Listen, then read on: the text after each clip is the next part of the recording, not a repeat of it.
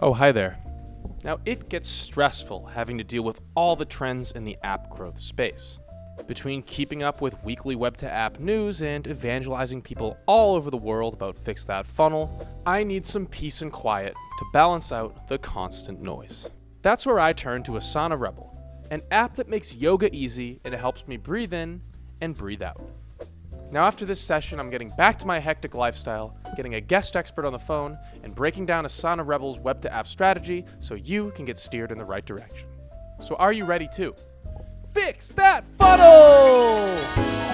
We're gonna fix that funnel tonight. We're gonna fix your funnel right. We're gonna fix that funnel tonight. We're gonna make those prospects buy. Doesn't matter if you're big or small. We're gonna fix your onboarding and paywall. We're gonna fix that funnel tonight. We're gonna fix that funnel tonight. The world needs more. The world needs more. The world needs... Oh, hello. My name is Stephen Webb of the Paddlephonics. I have a solo career now, and you could be the first to own my solo career on a 10-disc set. Paddle presents Stephen Webb's The Music of the Paddlephonics, a 10-disc set with all your favorite hits. When your product is live and your prospects arrive, that's M-O-R-A. I know the App Store's got an answer, but it's not the only place where customers go. Web to app flows. 10 discs with all the old classics as well as new favorites. Can you tax me higher to a place where that feels free? So what are you waiting for? You love the music, you love MOR. Buy my 10-disc set. The world needs more.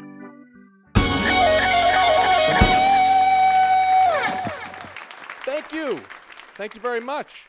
Hey everybody, welcome to Fix That Funnel. Today I am joined by the App Master himself from appmasters.com. It's Steve Young. Steve, thanks for being here. Steve, thanks for having me, man. I'm super excited. So Steve, what got you in this crazy world of app growth? Yeah, my son, he was only 18 months at the time. He was using the iPad and he was just learning. I was like, oh my God, this is really working for him. And so that inspired me to try to create more kids apps. But in 2013, I was like, why isn't there a podcast just about apps? So I started the podcast to interview some of my heroes in the space. And so now we have a team of 30, close to 30 people, and we've specialized in ASO, ASA, monetization. This is why I'm here. That's how the journey started, just by hitting record with a silly microphone. With that being said, let's take a big step back and check out their web to app strategy as a whole. Now, Asana Rebel, you can buy it on the web and also buy on the App Store. What's the importance of running a hybrid strategy like this? One, the web user's willing to pay a higher price. The other thing is retention is higher. From the stats I've read, like retention's a lot higher on the web versus the app side of things too. And lastly, come on, Steve, we get more money. We don't got to pay the 15 to 30% to Apple anymore. We just have to pay the 5% to Paddle. And the last thing is it opens up your audience even broader. The web to app campaigns broaden the amount of users. And the cool thing that I've seen from my clients is we get Android users. Steve, it's hard to get Android users to pay, but with the web to app campaign, that's where you find your Android users, your high paying Android users as well. And last up, as we're filming this, there was big news just announced that Apple is allowing external payments on the App Store. Now, this is huge. What does this mean for the space as a whole? Let's just say I'm intrigued, right? What if we can give a discount? Save 15%, and then we're still making more money. I still feel like the App Store makes it a lot easier for us to check out. So I think the conversion rates are a lot higher. You can give them an incentive to check out on the web. That might be easier. So there's some benefits here, and I'm curious to see how developers are using it. Now that we've seen their web to app strategy as a whole, let's check out their onboarding. Hey, are you loving Fix That Funnel? Well, make sure to head over to paddle.com/studios where you can get full access to uncut interviews and exclusive access to episodes before they come on YouTube. That's paddle.com/studios. Now let's get back to fixing that funnel. Now we start off on this landing page here. Now I just Googled Asana Rebel, but how would someone actually stumble across this page? I mean, Google Ads, you can do, honestly, you can have a link in bio type of thing. And then Meta Ads is how normal people are using it. We tested Google Ads where we just took them to our homepage. We saw like no sales and we spent a good amount of money, like $2,000 to $3,000 on that campaign. And so I'd rather send them to a page like this, take them to this journey. I know with fitness apps, you're going to have a long onboarding. Fitness apps generally do better from a conversion perspective by having longer onboardings. Now, one thing I noticed is their onboarding page looks a little mobile-y. Is that intentional? It's crazy because even when we've run these campaigns, we see a lot more traction on mobile than we do on the web too. Most people are, and it's not like we're targeting mobile users anyways. So most people are probably on their phones Googling stuff versus being on their desktop like you and I.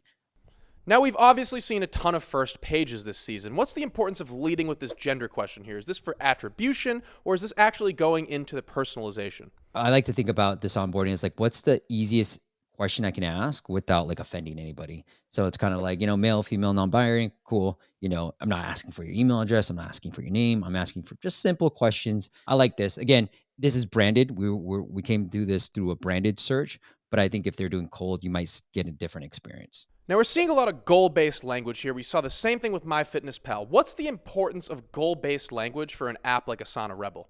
When they selected, I'm just going to pick lose weight. What we found is sometimes what they pick affects their conversion rate.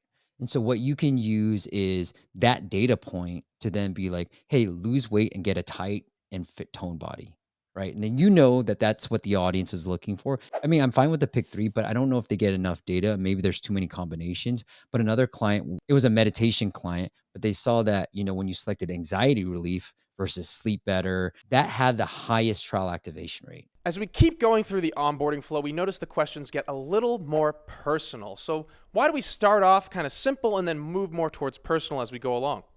Asking for simple questions that we just soft toss, right? Now we're like, okay, I think this one is more of like an indication of price discrimination. It's going to be a thing in the future now, especially now that we can take users outside of the app store. Because if I'm happy with my body image, I might have to show a lower price.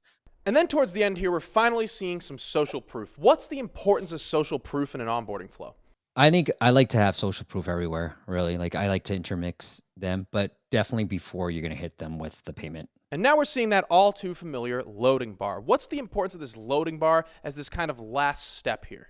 That's really to like give them a break and have that social proof and to make users feel like you are actually customizing it. I have data on this, Steve, where I think it was a slight like 10 to 11% increase with the loading screen too. So it's beneficial to have. Now that we've wrapped up our onboarding, it's time to pull out our credit cards and head over to the paywall.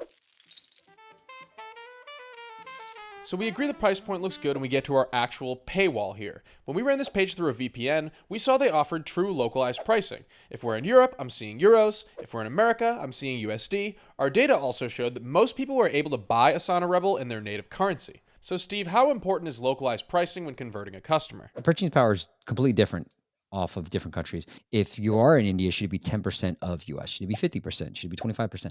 We don't know.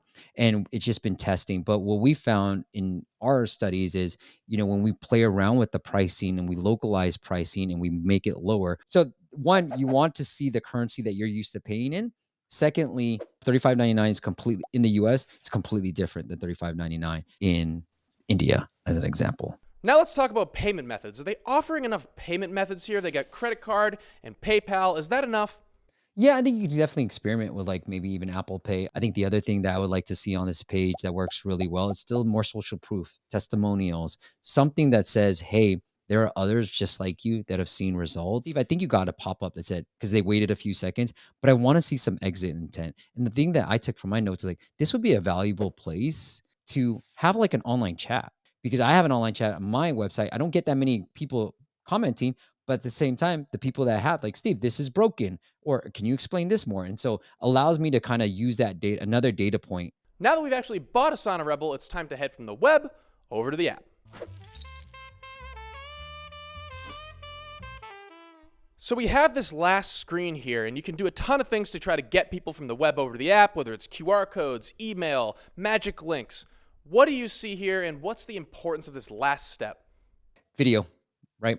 I have a community of my own. When they join, I send them a video and it builds that awareness. And, I got so tired of like creating custom videos for everybody. I just created one video. I was like, welcome to the community. Here's what you can do. Here's the download app. They're optimizing for mobile. Like maybe put a QR code, like just make it that freaking simple. We found with another fitness app is if you get them to do at least one workout, they're going to stay on a lot longer. So this is your opportunity to be like, hey, we got a workout plan for you. Instead of click here, download the app, be like, hey, go check out your workout plan, your customized workout plan in the app. And All right, to wrap it up, Steve, 2 things they're doing really, really well here. they had a great onboarding. It was easy, right? It was seamless.